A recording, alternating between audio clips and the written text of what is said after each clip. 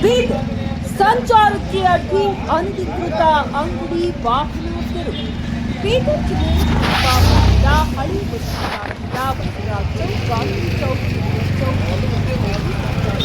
ಮಾಡಿರುವ ಅನಧಿಕೃತ ಅಂಗಡಿ ಹಾಗೂ ಮುಖ್ಯ ರಸ್ತೆಯಲ್ಲಿ ವಾಹನಗಳು ಹಾಗೂ ತಳ್ಳು ಗಾಡಿ, ಪಾನಿಪುರಿ ಬಂಡಿ ರಸ್ತೆಯಲ್ಲಿ ನಿಲ್ಲಿಸಿದ ದ್ವಿಚಕ್ರ ವಾಹನಗಳು ಪೊಲೀಸರ ಸಹಾಯದಿಂದ ಪುರಸಭೆಯ ಅಧಿಕಾರಿಗಳು ತೆರವು ಕಾರ್ಯಾಚರಣೆ ಕೈಗೊಂಡು ಮುಖ್ಯ ರಸ್ತೆಯ ಮೇಲೆ ಹೋಗುವ ಪಾದಚಾರಿಗಳಿಗೆ ಹಾಗೂ ವಾಹನಗಳಿಗೆ ತೊಂದರೆಯಾಗದಂತೆ ಸುಣ್ಣದಿಂದ ಮಾರ್ಕ್ಔಟ್ ಹಾಕಿದರು. ಕಾರ್ಯಾಚರಣೆಯಲ್ಲಿ ಪುರಸಭೆಯ ಹಿರಿಯ ನೈರ್ಮಲ್ಯ ನಿರೀಕ್ಷಕ ರವಿಸ್ವಾಮಿ, ಕಿರಿಯ ನೈರ್ಮಲ್ಯ ನಿರೀಕ್ಷಕಿ ವೈಶಾಲಿ, ಪಿಎಸ್ಐ ಬಸಲಿಂಗಪ್ಪ, ಎಎಸ್ಐ ದಾಮಲ ಹಾಗೂ ಇನ್ನಿತರ ಪೊಲೀಸ್ ಸಿಬ್ಬಂದಿಗಳು ಹಾಗೂ ಪುರಸಭೆ ಸಿಬ್ಬಂದಿಗಳು ಕಾರ್ಯಾಚರಣೆಯಲ್ಲಿ ಭಾಗವಹಿಸಿದ್ದರು.